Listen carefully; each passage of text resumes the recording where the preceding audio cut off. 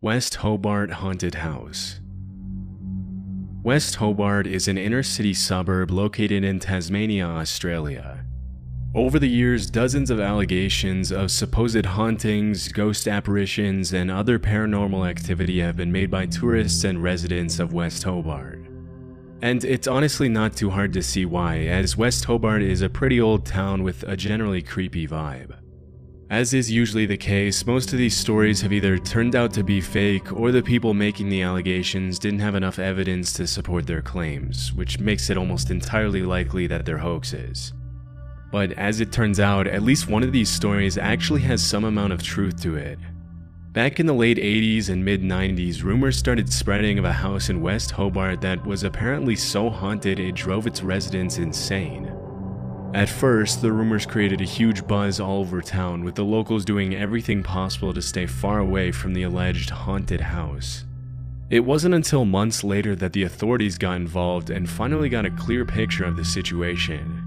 While it was true that the house's residents appeared to be going insane, it didn't have anything to do with paranormal activity, but with the fact that a datura vine had been growing through the trees directly above the home and dropping leaves into the family's rainwater tank. For a long time, the family had been inadvertently consuming microdoses of the plant every single day, which made them slowly but surely start to lose their sanity as they sank further and further into delirium. In case you've never heard of it, datura is a species of plant within the nightshade family, also known as Jimson weed, the devil's weed, or devil's trumpet, and you'll see why in a second. Even though the plant itself looks pretty harmless, it's known for having extremely powerful hallucinogenic properties, which is why it was used for centuries by Native American tribes in coming-of-age rituals and other important ceremonies. The Aztecs also used datura as a painkiller in certain rituals, namely in ritual sacrifices, and it's also commonly used as an ingredient in the ritual of zombification in the Haitian voodoo religion, where it's referred to as the devil's cucumber. As you can probably tell by now, datura isn't your typical recreative hallucinogen, and there's a reason why it's really only ever used in hardcore spiritual rituals and ceremonies, and sometimes by naive people who have no idea what they're getting themselves into. In low to medium doses, datura causes extremely distressing, delirious experiences, and in higher doses it can lead to paralysis and even death. Nowadays, datura is recognized by most tribes as a highly toxic and dangerous plant, and have understandably stopped using it.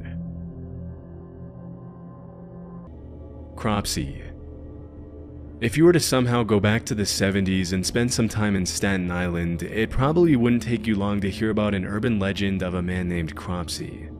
As the story went, Cropsey was a serial kidnapper and killer who lost his son and resorted to stealing other people's children to deal with his grief.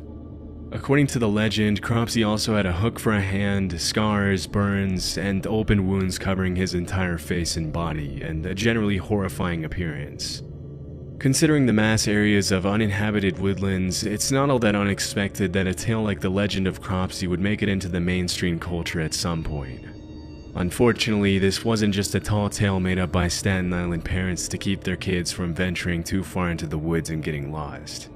Although the legend has some obviously made-up elements such as the hooked hand and the horrifying scars and burns, at some point in the early 70s, children in Staten Island really did start disappearing. That's when the line between legend and reality started to blur, and the story of the real Cropsey immediately replaced the urban legend. This is the real story. Andre Rand was a man from Manhattan who was born in 1944 and moved to Staten Island in the late 60s.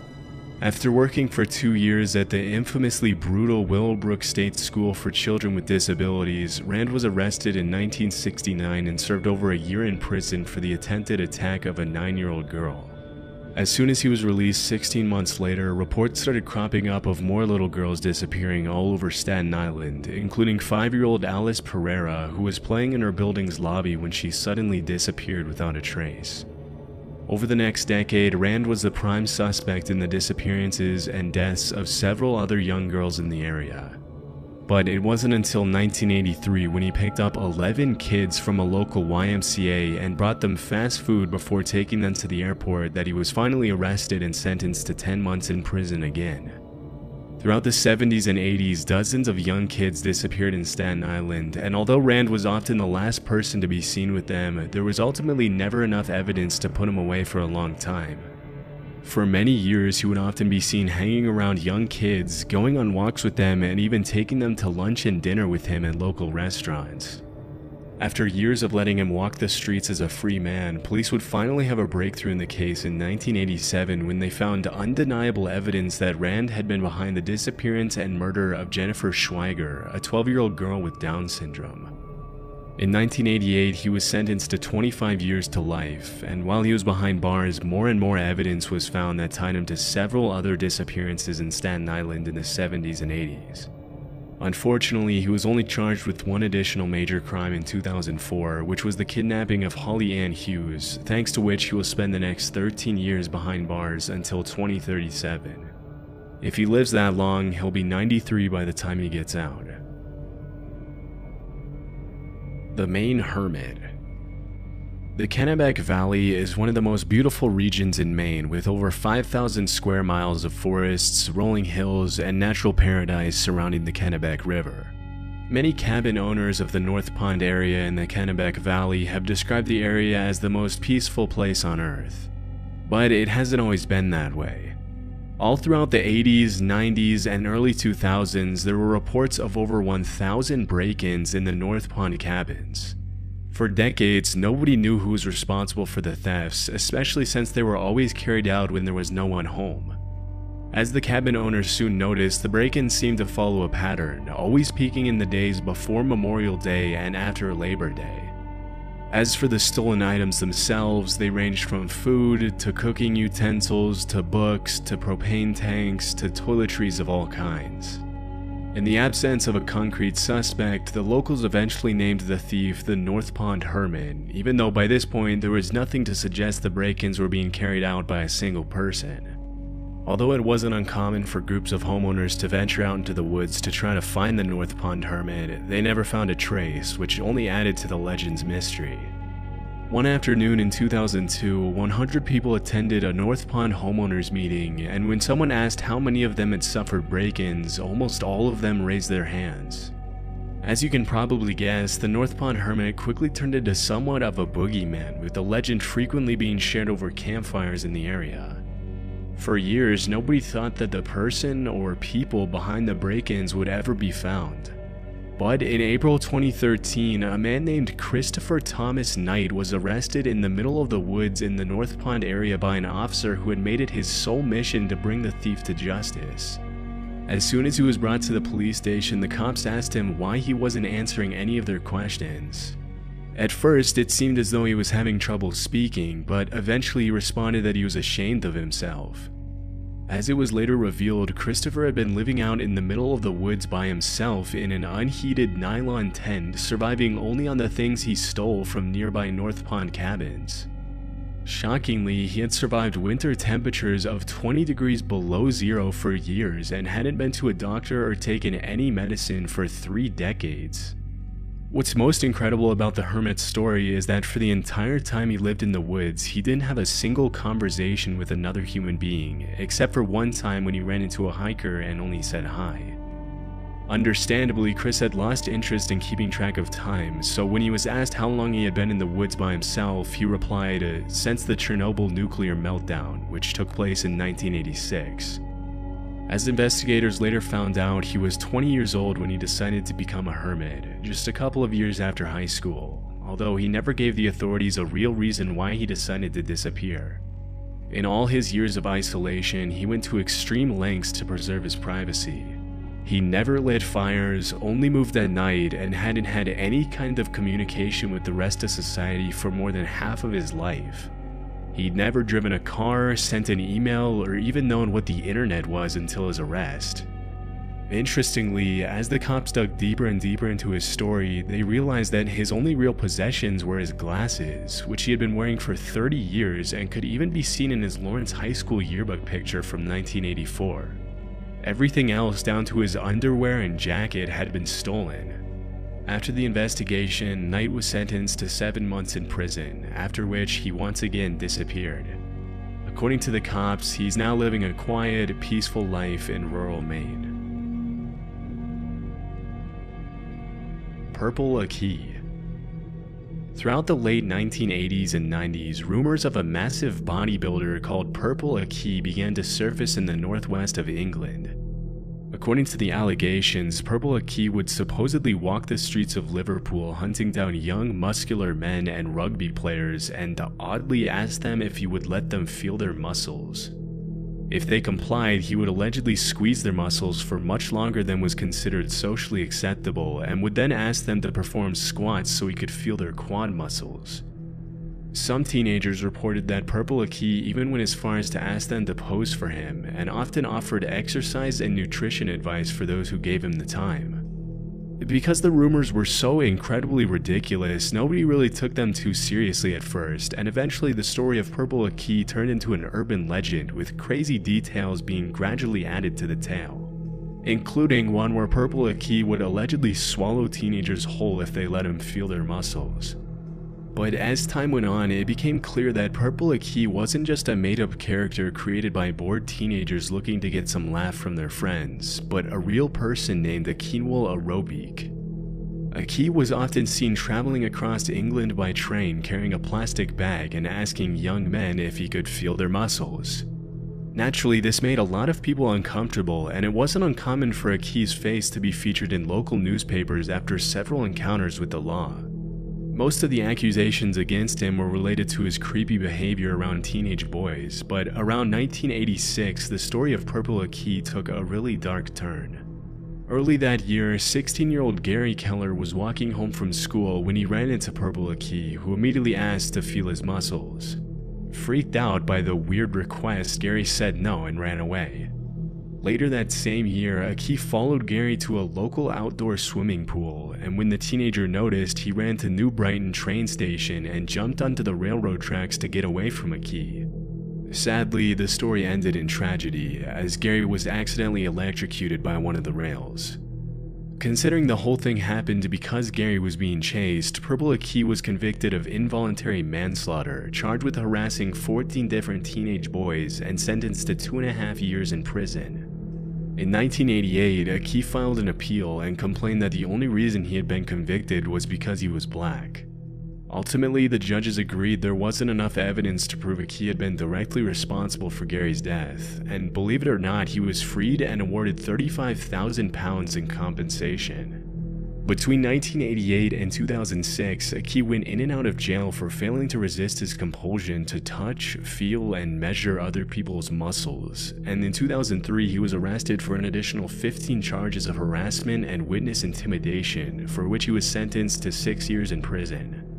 Just like any other predator, he was also forbidden from waiting outside schools in the area. A few months later, he was jailed for 15 months for getting up to his same antics. Upon his release, he was once again arrested a few weeks later in 2010 and then again in 2015. After his latest release, he reportedly moved to Leeds, where rumors started cropping up that he had passed away during the pandemic. However, those rumors were put to rest when videos started surfacing in 2023 of Aki walking the streets of Leeds asking random dudes to, you guessed it, feel their muscles. As of today, Purple Aki is alive and well, and will probably continue in his same behavior with or without permission for many years to come. Les Loyens. According to a Swiss urban legend, people have allegedly been running into a mysterious human-like figure in the Fribourg forest in the western part of the country near the town of Mals since the early 2000s. Based on the dozens of allegations that surfaced over the years, the figure has been described as being around 6 feet tall and always wearing a vintage-looking gas mask covering his entire face, a boiler suit, and a cloak. Most people who supposedly ran into the figure reported he or she was completely harmless, but this didn't make the encounters any less terrifying, and it wasn't uncommon for people to report the figure to the police when their children reported feeling scared. As expected, it didn't take local residents long to start adding their own crazy twist to the story, with some claiming that the creature was the ghost of a mentally unstable soldier, while other popular theories assured it was an alien. For a while, the story was classified as an urban legend, and the mysterious humanoid was given the name Les Loyens, also known as the Ghost or the Hermit of Mals. Throughout the early 2000s, Lei Loyan was mostly the subject of local oral legend because there was no real evidence to support its existence. But in 2013, the story gained international attention when the Swiss/French newspaper Le Matin published the first ever photograph of Lei Loyan, which was sent in by a hiker. After the photograph was published, there was no turning back, as people from all over the country started to make trips to the woods outside malls for a chance to catch a glimpse of Lei Loyan. The last known sighting of Lei Loyan took place in June 2013 when a local woman named Marianne Desclous saw the figure clutching a bunch of flowers as she was walking outside. Later that year, Lei Loyan's clothes were found in the middle of the woods along with a wooden note titled "The Death Certificate and Will of the Ghost des Moles." In the letter, Lei Loyan accused the media of having murdered a harmless being by revealing its existence and turning him into a circus freak. The letter also mentioned that due to the unwanted attention, Lei Loyan had to abandon its daily walks, which were referred to as happiness therapy in the letter. After the cryptic note was published in the newspaper, many people concluded that Lei Loyan had taken its own life, although this has never been confirmed. As of 2024, nobody has ever seen Lei Loyan's true face, and many people have theorized that the figure was possibly a woman with a facial disfiguration who didn't want people to see her, which is supposedly why she wore the gas mask. But this line of reasoning will probably remain unconfirmed forever. The Bunny Man. In the early 70s, dozens of locals started reporting that a man dressed up as a bunny had started haunting the residential neighborhoods around DC, Maryland, and Northern Virginia.